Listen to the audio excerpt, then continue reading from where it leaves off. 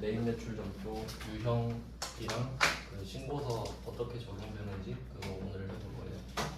어제 그 간주 공급에서 빠진 것도 하나 있고 해서 그 다시 한번 생각해 보면서 추가 좀 보충해 드릴게요.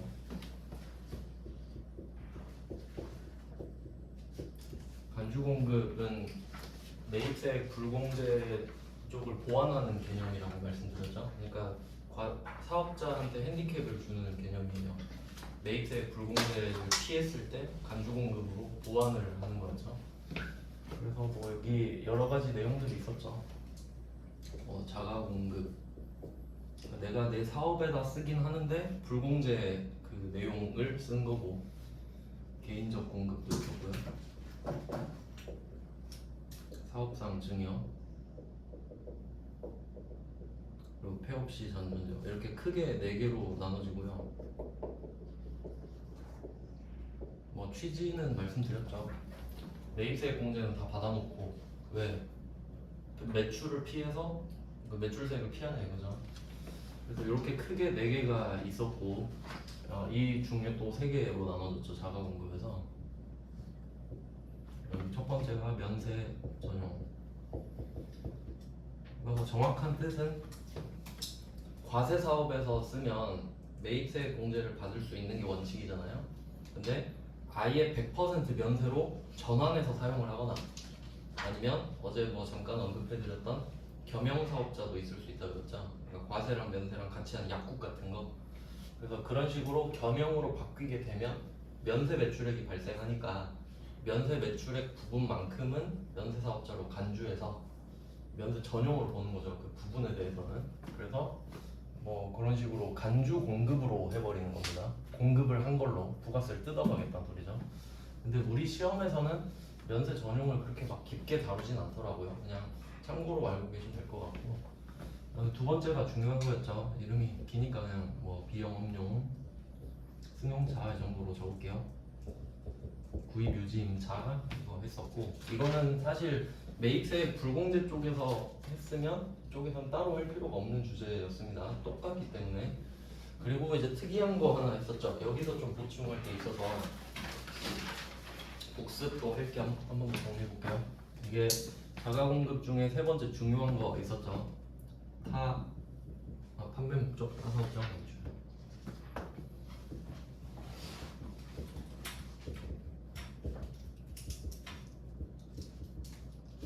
뭐 자세한 거는 그 뒤쪽에 부가가치세 부속 서류 주제를 따로 하면서 그거는 이제 교재 뭐 페이지 설명해 드리면서 좀 자세하게 볼 거고, 지금 그냥 틀만 잡는 거예요. 크게 요렇다. 디테일은 그때그때 좀 설명드리고.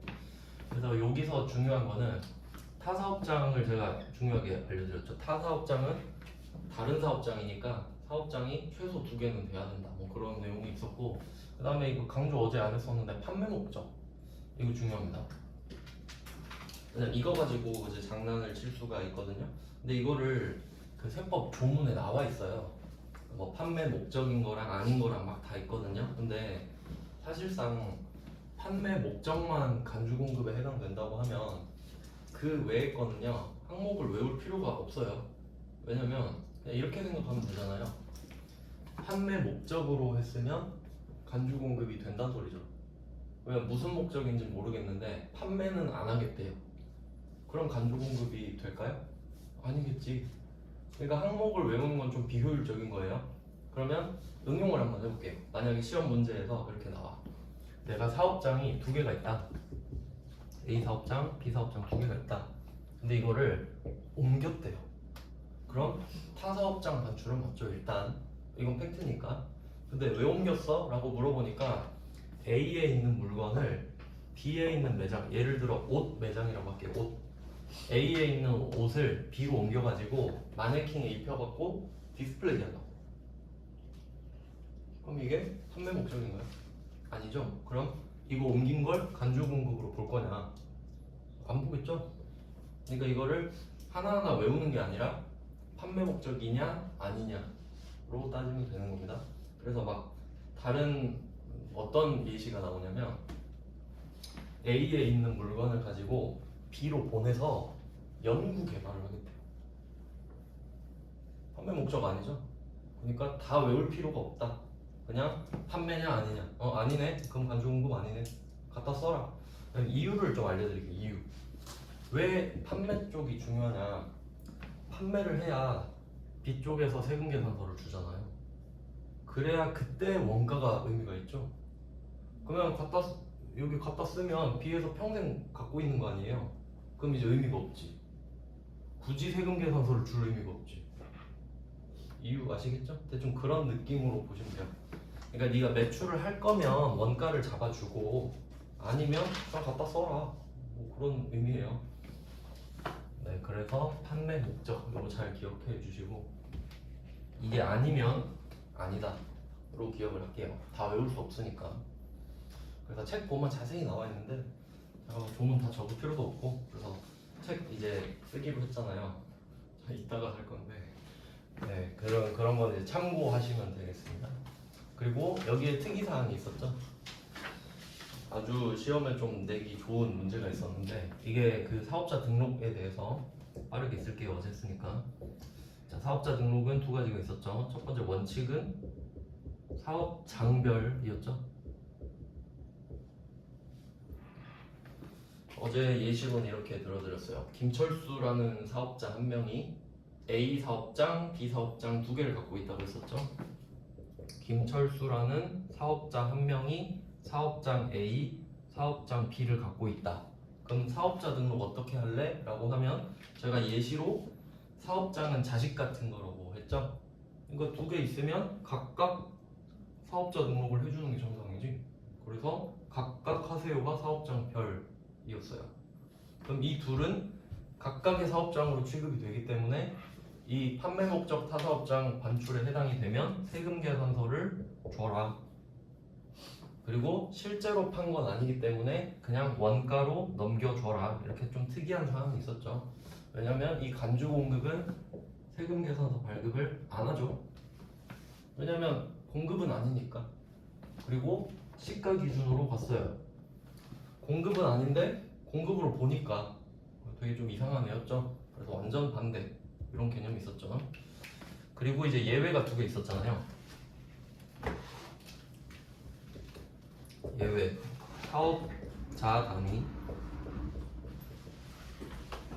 과세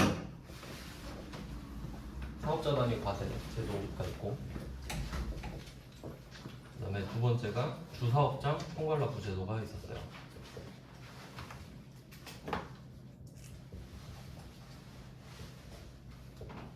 여기서 제가 하나 빠뜨린 게 있어가지고 그래서 제가 뭐 강조했었죠. 이거 말 문제로도 충분히 나올 수 있으니까.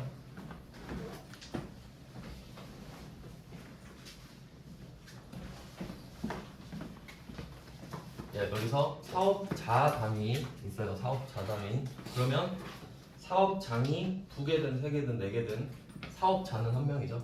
그래서 그 사업자를 기준으로 다 묶어버려요. 그래서 모든 사업장이 사업자 등록번호 하나라고 말씀을 드렸죠. 그게 포인트죠. 그것만 알고 있으면 내가 나한테 세금 계산서를 못 준다. 그리고 신고 납부도 한 번에 한다가 저절로 결정이 되는 거였죠. 그래서 이건 쉬워요. 세금 계산서를 줄 수가 없습니다. 발행이 불가능하기 때문에. 그 다음에 주사업장 총괄납부 이것도 강조했었죠. 말 문제로 나올 수 있다. 그럼 이게 우리가 사업을 하는 게 법인 형태가 있고 개인 형태가 있을 수 있다고 했는데 본점은 본점, 지점 이렇게 두 개 있다 했죠. 근데 이 주사업장에는 본점, 지점이 다 된다. 말 문제로 나왔습니다. 그럼 지점은 안 된다 그러면 틀린 말이죠. 지점도 되니까 본점, 지점 가능하고. 근데 아마 개인까지는 제가 그 기출문제 아직 다 확인 안 해봐서 디테일한 거라 말씀드렸죠. 개인은 주사무소, 분사무소라고 한다고 말씀드렸잖아요. 근데 개인은 주사무소만 된다. 분사무소는 안 된다. 그 정도까지 제 시험엔 나와요. 그럼 그렇게 해서 납부만 한다 이거 강조했었죠? 납부만. 신고는 따로따로 하고. 왜냐면 납부만 같이 하게 하면 그 환급을 좀 빨리 받는 효과가 있다 그랬죠.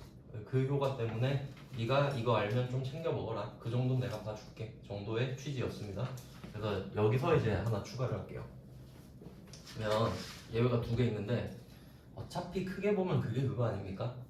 왜냐면 이게 그 판매 목적 타사업장 반출로 보면 어차피 이 두 가지에 해당이 되면 판매 목적 타사업장 반출을 하든 그냥 다른 목적으로 반출을 하든 그냥 옮긴 거예요.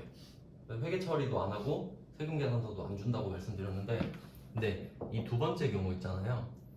주사업장 총괄납부 제도를 신청을 하면 엄밀히 말하면 사업장은 별개인 거잖아요. 두 개 있는 거죠?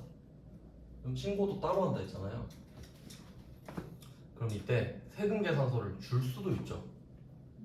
안 줘도 되는데 그냥 하던 대로 습관 돼가지고 그냥 준 거예요. 그럼 이제 어떻게 할 거냐 이거지. 그럴 수도 있으니까 여기까지 나오거든요. 그럼 어떻게 되겠어요? 줬어. 그럼 인정이 돼야겠죠? 그럼 인정이 돼요. 다시 정리할게요. 그러니까 이게 계속 왔다 갔다 하거든요. 다시 사업자 등록은 어떻게 하냐? 사업장별로 하세요. 그럼 A 사업장이랑 B 사업장을 각각 사업자 등록을 했겠네요. 네, 여기까지 안 어렵죠? 각각 사업자 등록번호가 있습니다. 김철수 거긴 한데, 근데 이때 판매 목적 타사업장 반출에 해당된다 이거죠. 내가 A에서 팔던 물건이 안 팔려서 B로 한번 옮겨서 B한테 시켜서 팔아봐야겠다. 요게 판매 목적 타사업장 반출인데, 그러면 원칙대로 사업장별로 사업자 등록을 했으면 엄밀히 따지면 별개니까 판 걸로 쳐라. 세금 계산서 발급해줘라. 이게 원칙이고, 근데 이 예외 규정 두 가지 중에 하나를 네가 신청을 해서 이 혜택을 받고 있다면 물건을 옮겼을 때 어차피 이 실이익이 없으니까 그냥 옮겨라. 난 신경 안 쓰겠다. 그래서 아무것도 안 하는 게 정답이라고 말씀드렸죠.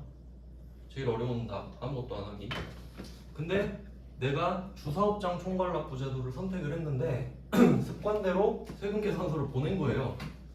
가능하니까. 그럼 어쩔 거냐? 그럼 인정한다 이거래요. 안 어렵죠? 어렵네. 헷갈리나? 네. 그러니까 어떻게 문제를 낼 수 있는지 한번 응용해 볼까요? 제가 예시로 그냥 만들어 볼게요. 기출문제 기다리기엔 너무 느려가지고 그냥 제가 문제를 만들겠습니다. 이 상황이에요. 자, A가, 그러니까 김철수라는 사업자가 있다. 김철수는 A 사업장과 B 사업장을 운영하고 있다. 각각 이렇게 상황을 제시해 주고요. 근데 김철수가 A에 있던 물건을, 상품을 판매 목적으로 B로 반출했다. 이렇게 문제가 나오는 겁니다. 그리고 단서가 붙죠. 단, 김철수는 주사업장 총괄납부 제도를 신청해서 이 혜택을 받고 있는 상태다. 이렇게 주는 거야. 그럼 우리 생각에는 이거 옮겨봤자 뭐 아무것도 아니네 이렇게 생각이 들죠? 근데 세금 계산서를 발급했다 이렇게 내는 거예요 문제. 그럼 뭐야 발급한 거예요 그냥. 그래서 답은 11번 과세 찍으면 끝. 그러니까 완전 두 번 튼 거지. 이해되시죠? 그럼 그렇게 내면 답은 되게 단순한데 그러니까 여러분이 복잡하니까 틀리는 거예요.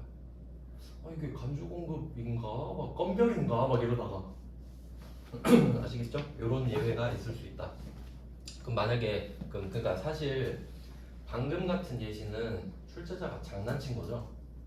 장난친 거는 물론 실제 그럴 수도 있지만 약간 힘들게 하는 거잖아요, 그냥.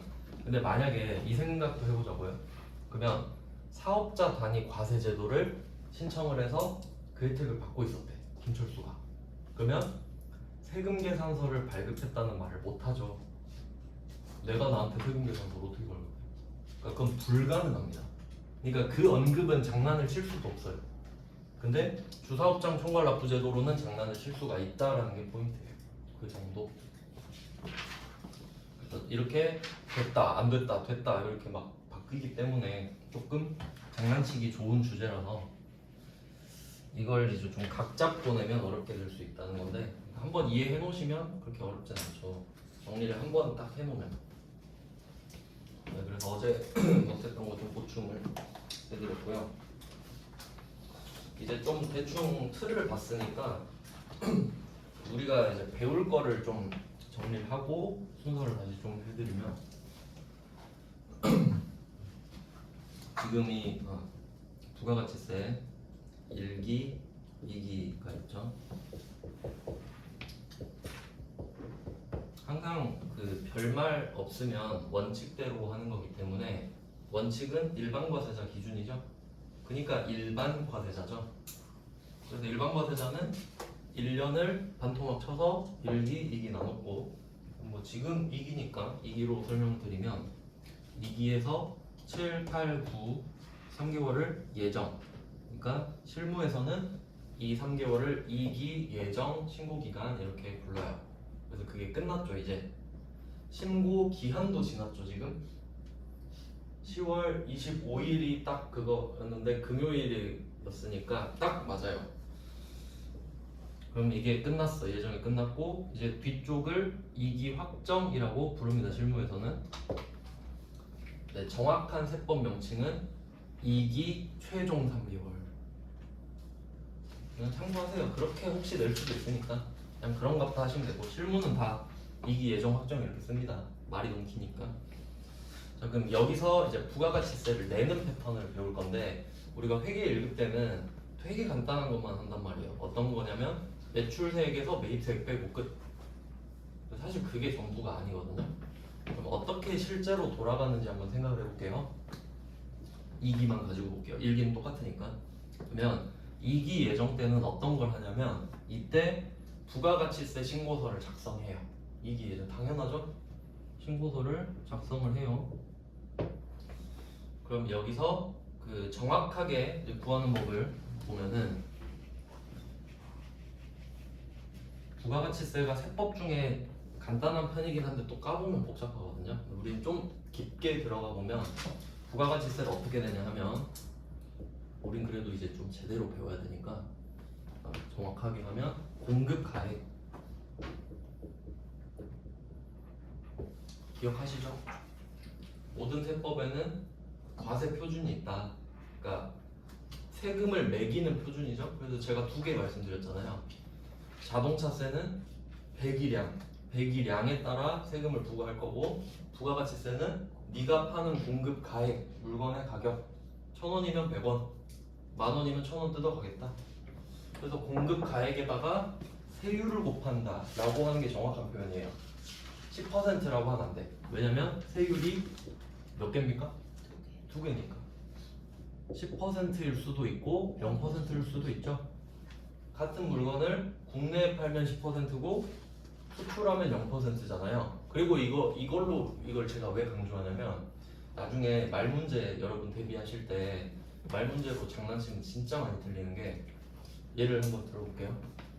만약에 내가 1,000원짜리 물건을 팔아요. 1,000원짜리 물건을 한 개는 국내에 팔고 한 개는 수출했다고 할게요. 그러면 엄밀히 따지면 두 개 팔았죠? 이렇게 상황을 제시하고 과세 표준이랑 그러니까 공급가액이랑 같은 말이죠. 과세 표준이랑 매출세액을 물어봐. 두 개를. 그럼 한번 맞춰볼게요. 1,000원짜리 물건을 두 개를 팔았는데 한 개는 국내에 한 개는 수출.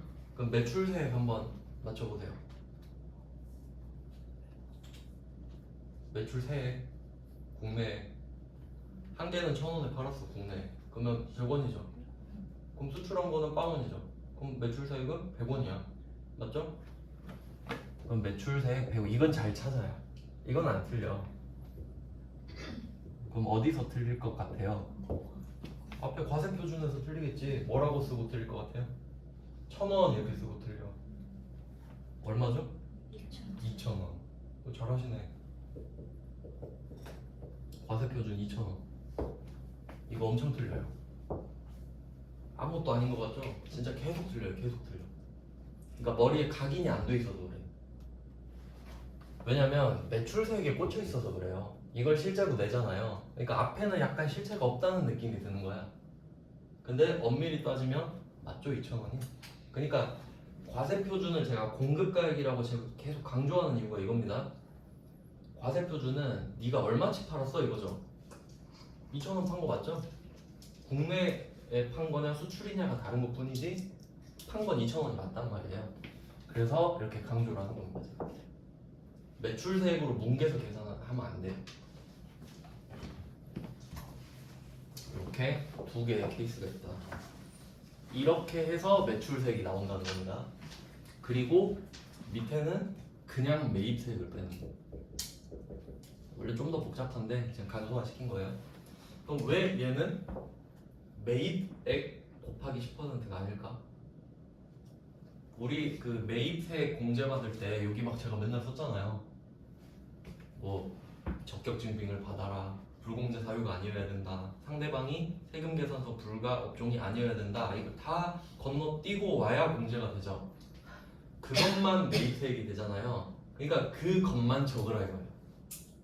다 되는 게 아니잖아. 그러니까 매입액 곱하기 10%라고 해버리면 안 되는 거지. 지들이 불리하니까. 그 법에 따라 되는 것만 네가 알아서 적어. 이게 공식인 거예요. 아시겠죠? 그러니까 매출은 무조건 되잖아요. 10%냐 0%냐 문제지. 그러니까 매출은 이렇게 되고 매입은 되는 것만 네가 알아서 구해서 넣으세요. 이렇게 되는 거예요. 얼마나 편해요. 그러면 납부세액이 이제 1차로 나와요. 그래서 우리가 회계 1급에서 배우는 게 이 정도죠. 근데 엄밀히 따지면 막 더 있어요. 여기서 그 지금 우리가 예정 확정을 세트로 보잖아요. 그럼 이거 신고서를 예정 때 한 번, 확정 때 한 번 하죠. 우리는 또 법인으로 보니까요. 두 번 이렇게 하는데, 그러면 2기 예정 때는 7, 8, 9 세 달치 맞죠? 그 다음에 2기 확정은 10, 11, 12 세 달치 맞죠? 그러면 엄밀히 따지면 둘은 별개거든요. 3개월, 3개월 따로따로 하는 거니까. 근데 형식적으로 기가 같잖아요. 형식적으로 따로따로 신고하긴 하는데, 그럼 만약에 내가 이 예정 신고 때 빠뜨린 게 뭐 10원 있어요. 납부세액. 깜빡한 거야. 예를 들어 매출세액 20원에 매입세액 10원. 그 두 개가 있는데 두 개를 누락하면 결국 10원을 누락한 거죠. 그럼 이거를 이때 같이 할 수 있게 해요. 왜? 어차피 형식적으로 기수는 같으니까. 그러니까 이 정도 느낌의 기수예요. 아주 헐겁게 연결돼 있어요. 그래서 뭐 그 정도 이해되시죠? 아, 예정 때 빠뜨린 거를 확정 때 그냥 같이 하면 받아주는구나 정도. 그러면 뒤에 1기가 또 있죠. 2기 확정 신고 기간이 끝나면 1기 예정이 다시 돌아오잖아요. 그럼 2기 확정이랑 1기 예정도 결국 하나 차이죠. 근데 이때는 안 돼. 이때는 안 돼요. 이거 나중에 가산세에서 배우는데 정말 복잡해져요. 일단 미리 한번 말씀드릴게요. 지금 좀 절차가 중요해서. 다시 하면 예정 때는 3개월치를 이렇게 구해서 내세요. 확정 때도 3개월치 구해서 내세요. 근데 예정 때 빠뜨린 거 있으면 확정 때 그냥 칸이 따로 있어요. 그래서 제가 그 같이 드렸거든요. 자, 한번 일부러 그 부가가치세 그 신고서 맨 뒤에 넣어놨거든요. 제가 그 스테이플링 안 했죠. 그 이유가 이렇게 옆으로 같이 보셔야 되거든요. 찍어버리면 같이 못 보니까. 근데 지금은 아니고 이따 그렇게 볼 건데 두 장 있죠, 두 장. 이게 여러분이 실제로 다루셔야 되는 거예요. 실제로 해야 되는 거예요. 그러니까 컴퓨터 프로그램이 아니라 진짜 그냥 양식입니다, 이게. 근데 컴퓨터 프로그램에선 이걸 따와서 옮겨놓은 거겠지. 어차피 이렇게 신고하니까요. 그래서 뭐 번호 이렇게 쭉 써 있는데 첫 페이지에 번호 보시면 그 맨 왼쪽 위라고 해야 될까? 과세표준 및 매출세 있는 파트에서 양괄호 7번 보시면 예정신고 누락분 있죠. 칸이 아예 따로 있어 버리죠. 그러니까 어차피 기수 같으니까 예정 때 누락한 거 그냥 찔러 넣어라. 아예 칸을 마련해놨어. 그러면 이것까지는 안 어려워요. 거의 시험에서 이렇게 나와요. 그럼 우리는 그냥 적으면 되겠죠. 근데 문제는 2기 확정 때 걸 누락한 거야. 그리고 1기 예정 때 할 수 있냐 이거지. 될까요? 안 돼. 기수가 다른데. 그럼 그때는 어떻게 하냐? 이 2기 확정 신고서 넣은 거 있죠. 그걸 수정 신고서를 다시 내야 돼. 내가 2기 확정서 신고했었잖아요. 그거랑 그걸 신고한 수정 신고한 걸 같이 내야 돼. 그래야 차이를 알 수 있잖아. 물론 전자로 거의 신고하니까 같은 거 한 번 더 하면 되죠. 그리고 원칙은 그래요. 그래서 예를 들어서 지금 10원을 빠뜨렸다 이렇게 했을 때 이게 예정때 누락한 걸 확정때 하면 예정신고 누락분에 10 적으면 되죠 그냥.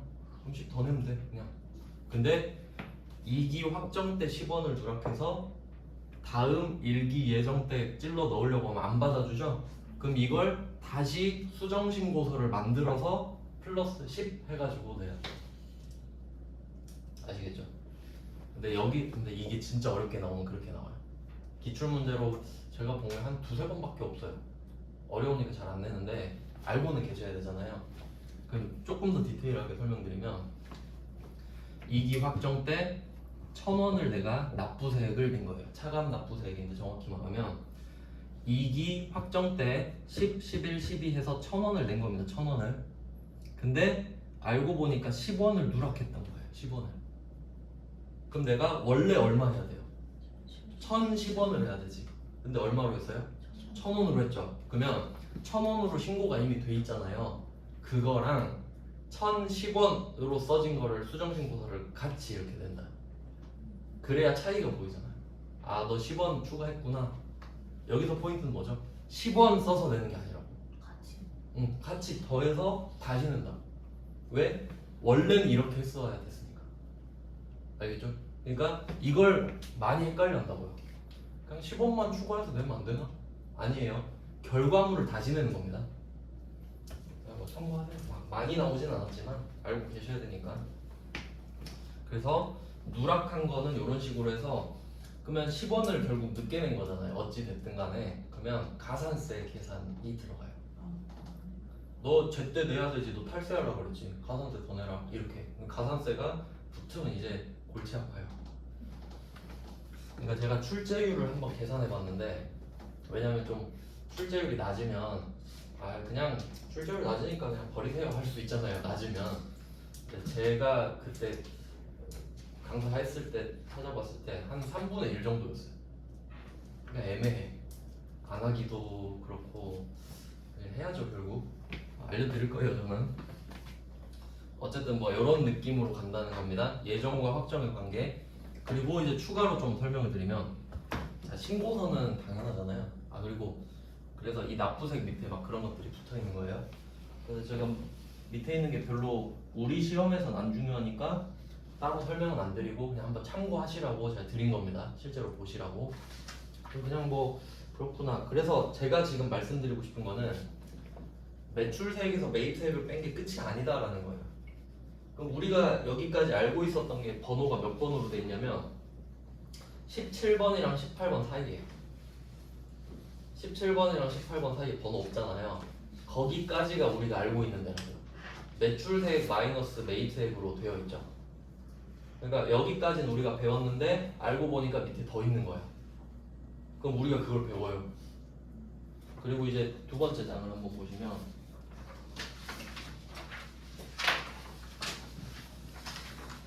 이렇게 연결돼 있는 건데 그럼 두 번째 장을 보시면 그 왼쪽에 이제 큰 목차들인데 14번 그 밖에 공제매입세액 이렇게 돼 있죠. 그럼 이게 어떻게 되냐면 첫 장에 14번으로 들어간다는 소리예요. 구조가 어떻게 되냐면 여기 14번 보면 막 여러 개 있죠. 신용카드, 매출점표 등 어쩌고저쩌고 막 41번부터 49번까지 돼 있잖아요. 그럼 여기서 41번부터 48번까지 여러분이 적으시면 49번으로 금액이 합쳐지죠. 그럼 그 49번이 어디로 간다고? 14번으로 저절로 들어간다고. 그러니까 이 구조를 모르면 이 시험 못 봅니다. 아시겠죠? 그러니까 이렇게 보라고 드린 거예요. 그러니까 사실 이게 컴퓨터 프로그램에도 있거든요. 근데 저는 그 컴퓨터 쓰는 거 싫어해가지고 따로 출력해 드린 거예요. 왜냐면 컴퓨터 들어가서 보라 그러면 안 보게 되거든요. 이렇게 하면 한번 볼 수 있게. 그리고 이제 14번을 자세히 한번 볼게요. 두 번째 장의 14번. 우리 이거 다 배워야 돼요. 미리 한번 말씀드릴게요. 뭐 해야 되는지. 그러면 41번이랑 42번 있죠. 41번, 42번 이름 보시면 신용카드, 매출점표 등 수령명세서 제출분도 있죠. 그러면 우리가 두 가지를 볼게요. 중요도를 체크하고요. 첫 번째, 실무에서 중요도. 실무에서 얼마나 중요할까 생각해보고 두 번째, 출제율을 한번 생각해보자 이거죠. 중요한 거죠, 둘 다. 자 그러면 41번, 42번이 신용카드 매출점표 등 돼 있는데 등에 동그라미 칠게요. 등. 신용카드 매출점표 등이라고 돼 있잖아요. 41번, 42번에 그럼 무슨 의미가 있을까? 신용카드 매출점표뿐만 아니라 라는 뜻이죠. 그럼 여러분이 알고 계시는 것 중에 현금, 영수증 있죠. 근데 그 정도까지밖에 안 나옵니다. 뭐 정확히 말하면 뭐 선불카드, 김영식 선불카드, 뭐 전자화폐 이런 거 다 들어가는데 전 그런 거 본 적이 없거든요. 제가 써본 건 신용카드 매출점표, 현금 영수증밖에 없고 출제도 그 정도까지밖에 안 돼요. 그래서 그 등에다가 현금 영수증이 포함된다라는 걸 알고 계시면 된다는 거지. 당연한 거죠? 카드 쓰면 되고 현금 쓰면 안 되고 말이 안 되죠. 네, 그리고 거기서 나눠져 있는 거는 일반 매입이랑 고정자산 매입돼 있는데 이게 용어가 조금 애매한데요. 부가가치세에서만 고정자산이란 말을 쓰거든요. 근데 우리가 고정자산이라는 말을 여기 아니고서는 볼 데가 없습니다. 고정자산이라는 말 안 쓰거든요. 그러니까 여기서 뭘 말하냐면 유무형자산을 말해요. 그러니까 유형자산, 무형자산 통틀어서. 그러니까 여기서만 유독 그렇게 쓰거든요. 그냥 그렇게 그냥 알고 계시면 될 것 같고. 그러니까 이 고정자산을 잘 알고 계셔야 돼요. 나중에 이게 실제로 그 출제를 잘못한 게 있었어요. 이 주제 가지고. 그러면 고정자산은 뭐냐? 정확히 따졌을 때 유형자산, 무형자산 있죠? 거기에 추가로 하나 더 적어주세요. 감가상각 자산만. 감가상각이 되는 자산만.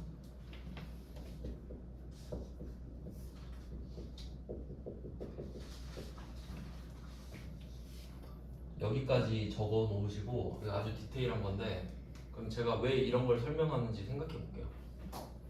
유무형 자산이면 다 감가상각 자산 아닌가?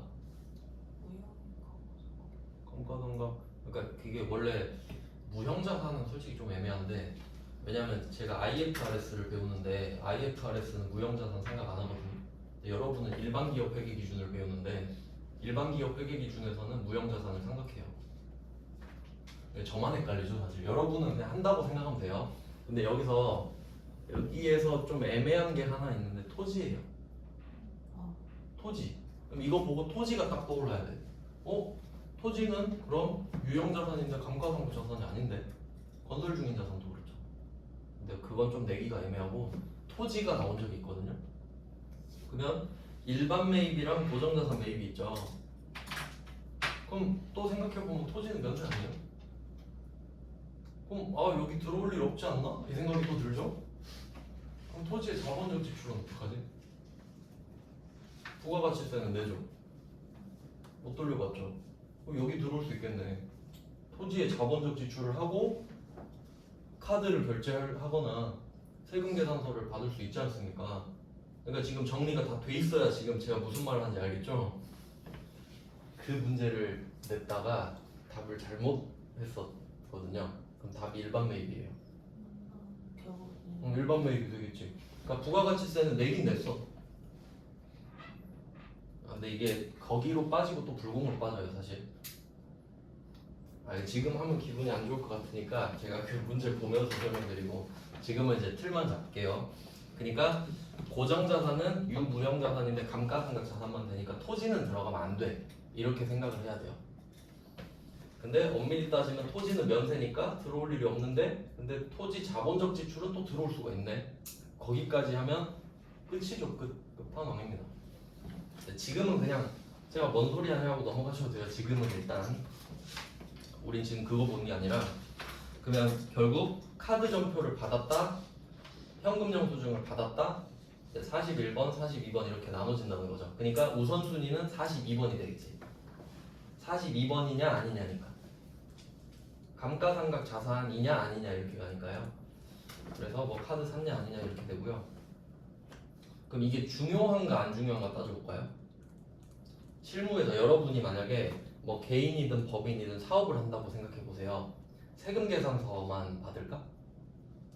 아니죠. 그냥 뭐 커피 사 먹을 수도 있고 밥 사 먹을 수도 있고 그때는 그냥 현금 영수증이나 보통 이제 체크카드 이런 것도 많이 쓰고 법카 많이 쓰면 카드 전표 받죠.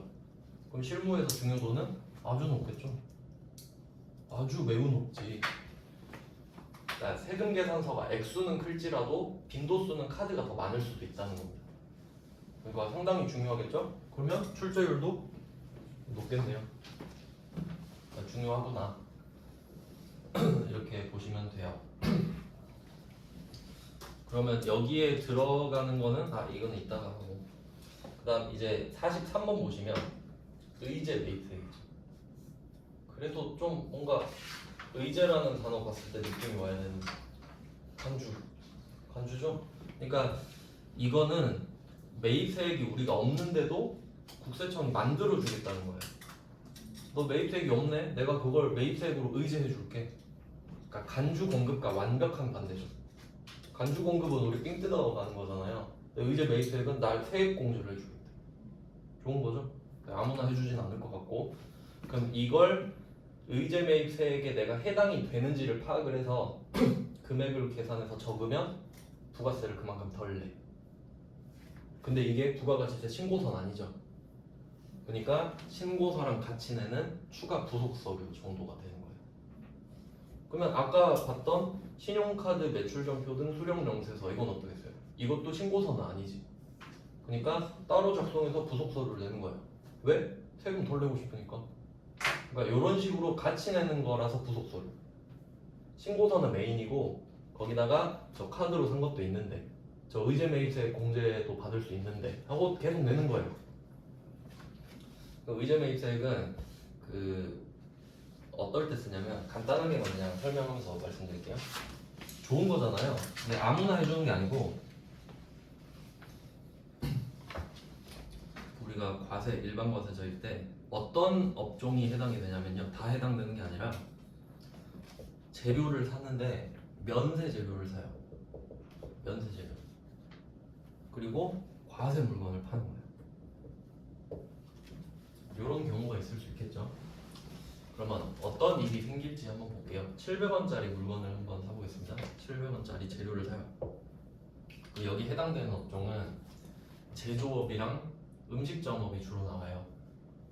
제조업 같은 거라고 하면 예를 들어 돼지를 사요. 돼지 면세거든요. 돼지를 사서 햄을 만들어요. 그럼 과세가 되죠. 아니면 이런 것도 있어요. 나무를 사요.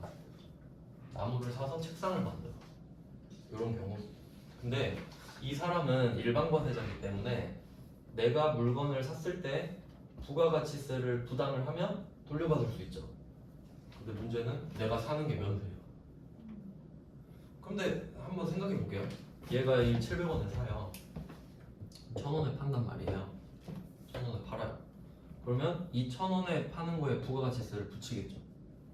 그럼 1100원을 걷어서 100원을 내면 끝이란 말이에요. 그럼 이게 과세사업자, 그러니까 이 재료가 과세일 때랑 한번 비교해 볼게요. 만약에 이 재료가 면세가 아니라 과세면 770원짜리를 사겠죠. 그럼 70원을 내고 70원을 돌려받는 거란 말이에요. 그러면 30원을 내는 거예요. 뭐 그런 상황이고, 근데 이제 과세 면세 재료를 사면 70원을 그냥 안 내고 그냥 100원을 내는 거죠. 똑같지 않나요? 내고 돌려받으나 안 내고 안 돌려받으나 똑같잖아요, 결과는. 근데 기분이 나빠. 기분 나쁘잖아요. 기분이 중요해요. 그러니까 이게 진짜 조삼모사거든요. 다시 한번 해볼게요. 만약에 이거 과세야. 그러면 이 사람은 물건 살 때 770원을 냈죠. 근데 까먹는단 말이에요. 770원을 냈다는 사실을. 그냥 뭐 까먹고 지내. 그리고 1100원에 팔죠. 그럼 내 이제 신고를 하는 거야. 얼마 신고해요? 100원 빼기 70원. 30원 내죠. 기분이 안 나쁘다고요. 30원? 내지 뭐. 내요? 지가 70원 낸 걸 까먹은 거예요, 지금. 근데 이 70원은 당연한 거죠. 맡겨놓고 돌려받는 개념이잖아요. 근데 이게 면세야. 그럼 원래 770원에 사야 되는데 700원에 샀죠. 그럼 이때 기분이 좋아야 되잖아요, 원래. 근데 이것도 까먹는다고. 그러고 팔 때 어째요? 궁시렁. 그것도 한 100원이나 내지? 기분 나쁘죠? 이게 중요하다니까요. 그러니까 우리가 남의 입장에서 보면 객관적이죠. 아니 그럼 똑같지 않냐? 근데 우리가 이 사람이 돼보자고 기분이 나쁘다니까. 그러면 어떻게 돼요? 이거 다 덤탱이 씌워버리죠 가격에. 그러니까 야 너 그냥 내가 좀 만들어줄게. 의제 베이스에 이렇게 그냥 얼마인지는 지들이 정해서 만들어줘 버려요. 몇 분에 몇 해가지고. 알겠죠? 그러니까 기분 나쁘니까. 그러니까 정확한 취지는 그 면세 누적 효과 제거 뭐 이렇게 돼 있는데 그냥 기분 나쁘니까 좀 달래준다 정도 생각할게요. 그러면 이 문제를 낼 때는 항상 이렇게 낼 겁니다. 우린 면세 재료를 사서 과세로 만들어 팔아요 라고 전제를 해야만 이 문제 낼 수 있겠죠. 그냥 그럼 그렇게 내면 풀어야겠다 이 정도 생각하시면 돼요. 그러면 실무에서 중요도를 따지면 해당이 안 되는 업종도 많이 있을 테니까 신용카드 그것보다는 덜 중요하겠죠. 근데 시험의 출제율은 굉장히 높습니다. 출제율은 굉장히 높습니다. 문제 내기가 아주 좋거든요. 저 세무사 시험에서도 엄청 중요하게 다뤄요. 그러니까 거의 한 절반 이 정도 돼요. 진짜 중요하게 다룹니다. 네, 그래서 중요도는 그렇고, 그 다음에 밑에 재활용 폐자원 등 매입세액 있죠? 요거는 그 위에 있는 의증 매입세액 짝퉁이거든요. 그러니까 좀 따라하는 느낌? 그 비슷한 느낌이에요. 근데 거의 안 나와요. 거의. 왜냐면 엄밀히 따지면 이게 부가가치세 소속이 아니라 조세 특례제한법이라고 있어요. 그러니까 그쪽 소속이기도 하고 의제 매입세액을 내면 되기 때문에 잘 안 냅니다. 비슷하기도 하고 하니까. 그러니까 출제율은 낮아서 제 생각에는 쿨하게 버리는 것도 괜찮다. 왜냐면 가성비가 너무 떨어집니다. 왜냐면 제가 분석했었을 때 기출문제 한 30, 40회 동안 한 번 나왔거든요. 그 정도면 여러분이 선택하셔야 돼요. 기출문제를 모으기도 힘들어요. 얘는 거의 안 내가지고. 그 다음에 과세사업 전환 매입세액은 우리 시험에서는 안 내는 것 같아요. 이거는 그냥 우리 시험 아니라고 생각하시면 돼요. 과세사업 전환은 그 뭐 언급은 해드렸었는데 그 면세 사업을 하다가 과세 사업으로 바꾸는 거예요. 그러니까 면세 전용이랑 반대지. 그럼 그냥 개념만 생각해 보면 이거 생각만 해볼게요. 시험은 안 나오는데 여러분의 그 부가가치세 그 개념을 좀 업그레이드 시키기 위해서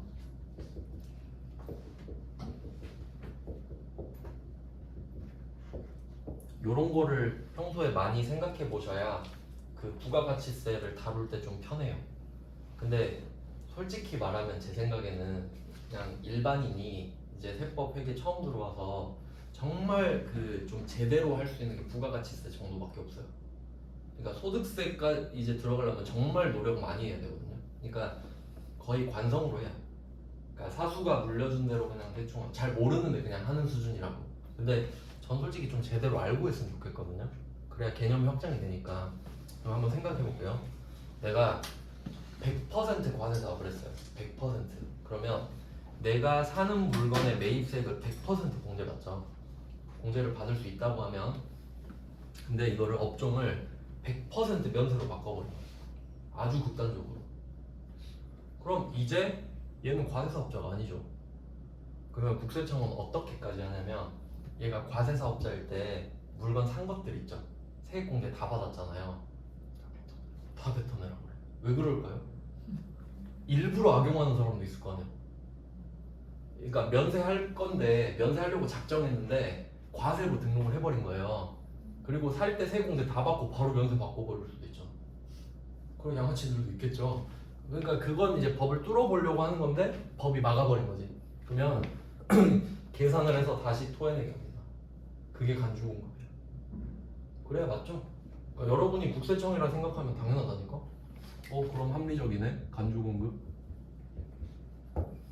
근데 사용한 거는 조금 깎아주긴 해요. 뭐 25%, 5% 깎아서. 근데 그건 우리 시험에 안 나와서 그건 나올 때 좀 설명드리고 반대로 해볼까요?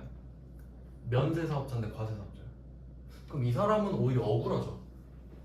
면세 사업으로 시작을 한 거예요. 그럼 물건 살 때 세액공제 다 못 받았겠죠. 근데 어떻게 하다 보니까 과세 사업으로 하게 된 거야. 그럼 되게 불쌍하지 않나요? 그렇죠? 그럼 반대로 어떻게 해줘야 돼요? 세액공제를 해줘야지. 그러니까 얘는 세액공제예요. 차이 아시겠어요? 그러니까 면세로 바뀌면 판 걸로 쳐버릴 수밖에 없어요. 그러니까 세액공제를 뱉어내라 이게 아니라 그냥 판 걸로 해서 갖고 와 이런 느낌이 되고, 근데 면세에서 과세로 가면은 세액공제를 해주는 방향으로 가는 거죠. 그러니까 이 흐름이 중요한 거예요. 그러니까 여러분이 좀 깊게 공부하시면 이런 건 기본으로 나와버리거든요.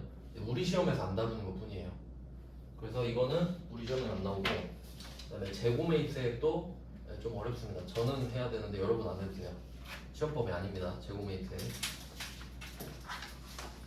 그다음에 변제대손세액, 이거 중요합니다. 변제대손세액, 그러니까 돈 못 받은 건데요. 그밖에 이게 두 가지가 있는데, 요거 자체는 이거는 이게 대손이 두 가지가 있는데 여기까지만 설명하고 좀 쉬겠습니다. 대손이 두 가지가 나오는데요. 대손은 돈을 못 받게 된 걸 말해요. 그러니까 빌려준 돈을 못 받았다 이런 느낌이에요. 대손. 그러면 두 개가 있는 게, 내가 못 받을 수도 있고요, 내가 못 줄 수도 있죠. 그러니까 이게 두 가지로 나눠지는데, 내 입장에서 매출 채권일 때가 있고, 매출이라고 하면 안 된다. 채권이라고 해야 돼요. 정확히 말하면 그냥 채권, 채무 이 정도로 할 수 있겠는데, 그러면 채권 쪽으로 가보면요, 내가 물건을 팔았어요, 상대방한테. 그럼 당연히 부가가치세를 걷어서 내야 되잖아요. 근데 문제는 거의 거래가 외상이에요. 그럼 이 말은, 내가 만약에 1억 원짜리 물건을 팔기로 한 거예요. 그러면 세금 계산서에 1억 1000 이렇게 적어서 주겠죠? 근데 문제는 1000만 원을 지금 내야 돼요. 예정신고, 확정신고할 때. 맞죠? 근데 돈을 6개월 뒤에 주겠대. 그럼 우리 입장에서는 조금 불안하죠. 일단 1000만 원을 내긴 하는데, 그럼 이거 뭐 믿고 내는 거예요? 나중에 얘가 1억 1000을 줄 거니까 일단 내 돈으로 1000만 원을 내는 개념이죠. 그러니까 돈이 묶이는 거라고 사실.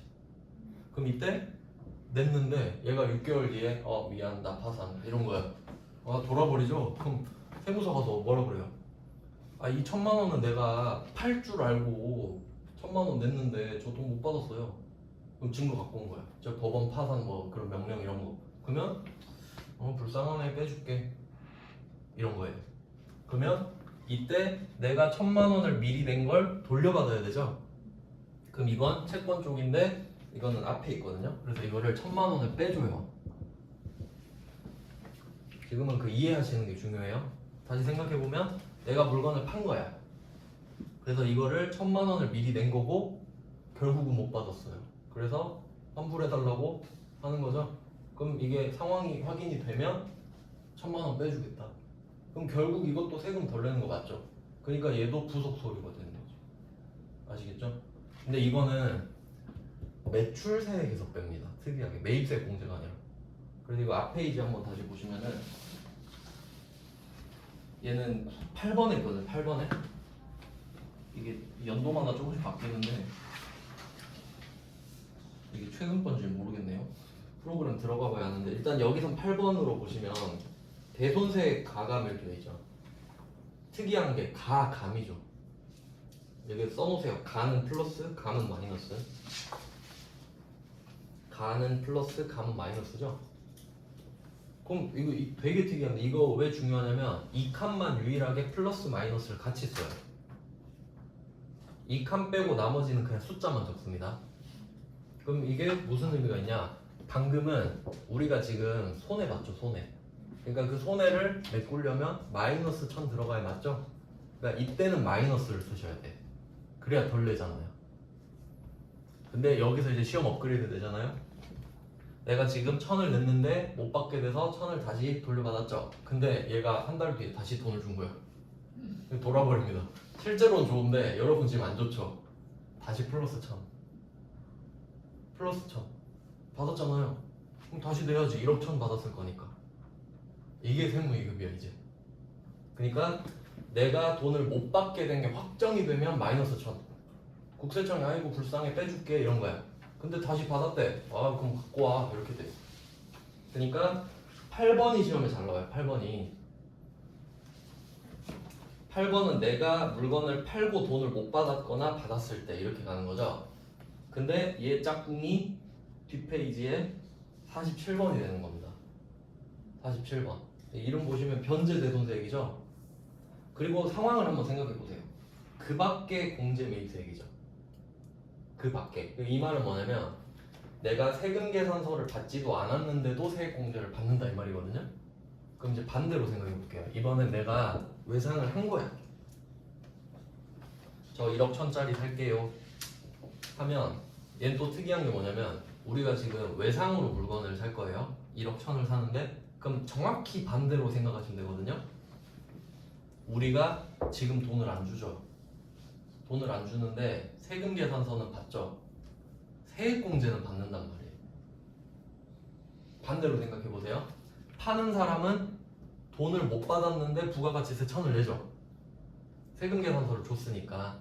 그럼 물건을 사는 사람은 지금 외상으로 샀어. 우리가 돈을 안 줬죠. 근데도 세금 계산서를 받았으니까 세액 공제는 받아버린 상황. 그쵸? 근데 6개월 뒤에 우리가 못 주는 걸로 확정이 된 거야. 그럼 국세청 입장에서 너 어이없네 1,000만 원 받아놓고 다시 취소 이런 상황이거든요. 근데 다시 갚을 때 그러니까 취소가 됐다가 다시 갚아요. 그럼 우리가 다시 1,000만 원을 공제를 받을 수 있는 거죠. 그때 쓰는 거예요. 변제대손세. 그러니까 변제했다고 갚았다고. 그러니까 이건 잘 안 나오는데 8번이 잘 나와요.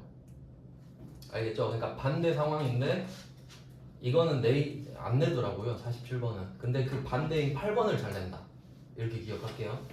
48번 안 나오고요. 외국인 뭐 이런 거 안 내고. 근데 일단 요 정도가 부속 서류에 해당이 된다. 좀 주제 지금부터 좀 몇 분을 쉬지?